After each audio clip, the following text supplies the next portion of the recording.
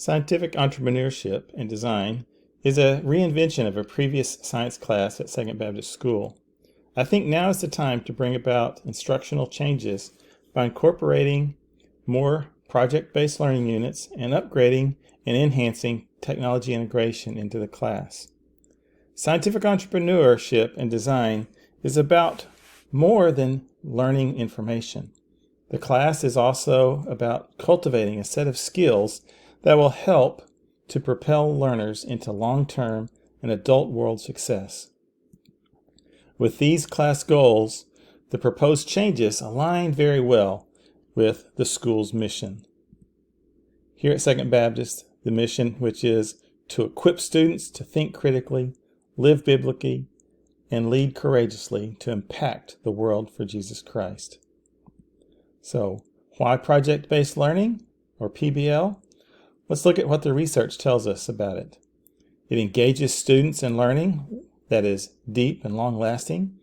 It inspires in them a love for learning, makes a personal connection to their academic experience.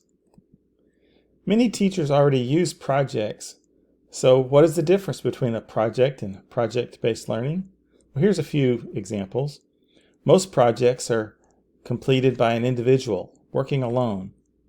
A PBL requires collaboration with others and teacher guidance.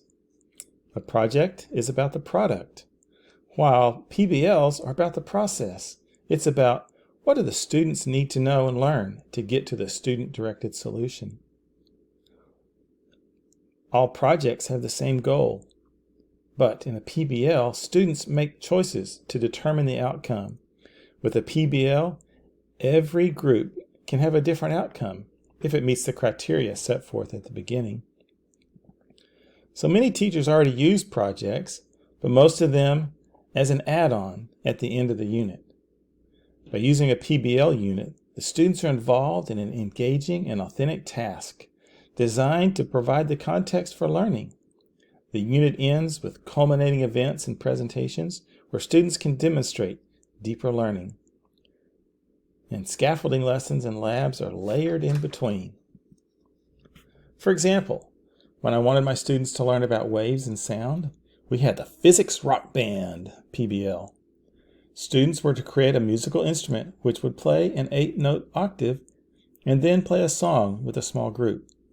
On the way to playing their tune, the students learned about wave properties, wave frequency and wavelength, speed of a wave, resonance, waves in different media, constructive and destructive interference, standing waves, and a little bit of music theory. It's a fun and exciting way to learn. The PBL framework reflects the thinking and practice of experienced educators. It is neither unconventional nor arbitrary. The criteria are grounded in educational research and reflect current thinking about optimal student learning and preparation for adult and workplace success. So what is my proposal for this scientific entrepreneurship and design class? Add project-based learning units to the class's curriculum. 1 to each of the 4 grading periods to start with.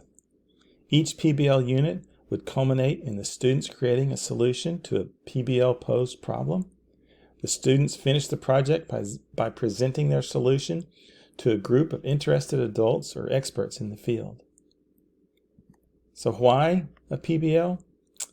Well, it engages the heart and minds of the students.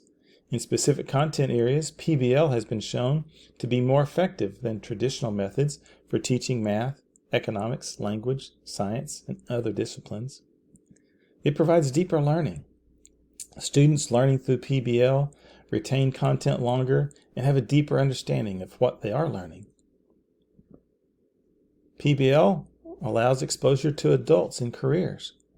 Students interact with adults, businesses, and organizations and their community, and can gain career interests. It can also lead to a sense of purpose. In PBL classrooms, students demonstrate improved attitudes toward learning. They exhibit more engagement, are more self-reliant, and have better attendance than in more traditional settings. It helps them with success skills. Through PBL experiences, students improve their ability to work collaboratively and resolve conflicts. Opportunities for collaborative learning provide benefits to students across grade levels, academic subjects, and achievement levels. PBLs also give rewarding teacher relationships. Yes, teacher satisfactions.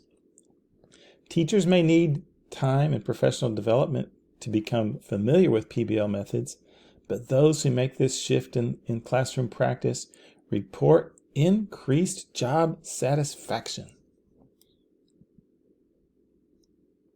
It uses creativity and can use technology. Students demonstrate better problem-solving skills in PBL than in more traditional classes, and they are able to apply what they learn to real-life solutions. Also, PBL aligns with the mission of Second Baptist School. Our mission, to equip students to think critically, live biblically, and lead courageously to impact the world for Jesus Christ.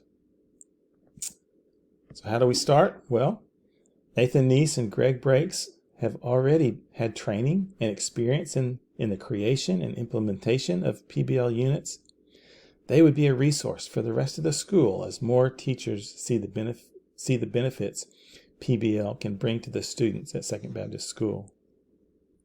What are the rewards for this type of project-based learning?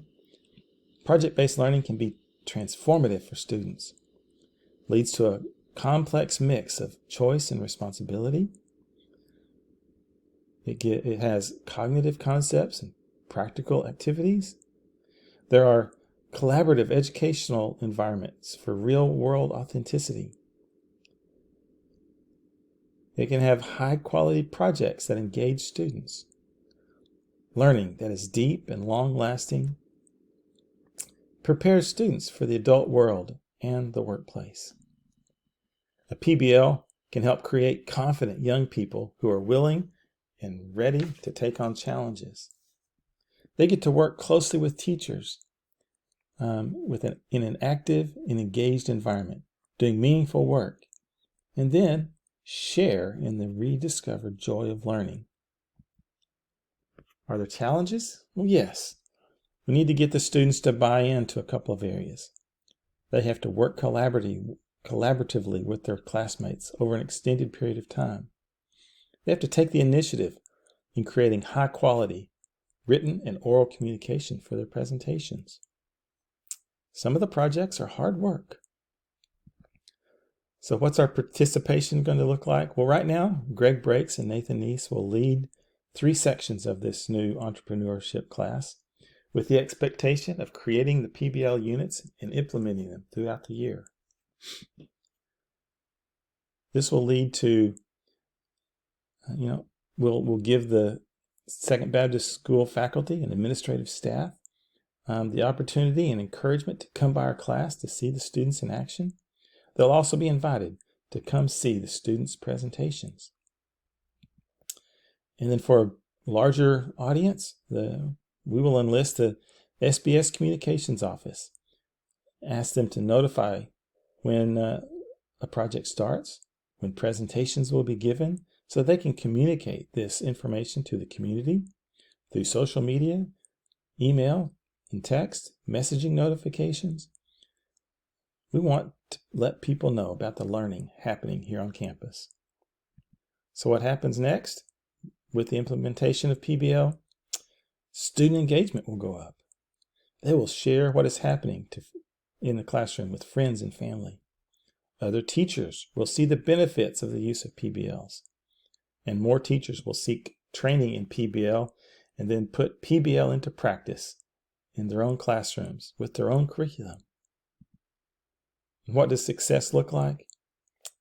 Well, 4 new PBL units will be created and implemented in the scientific entrepreneurship class. And it looks like our mission here at SBS. The mission of equipping students to think critically, live biblically, and lead courageously to impact the world for Jesus Christ.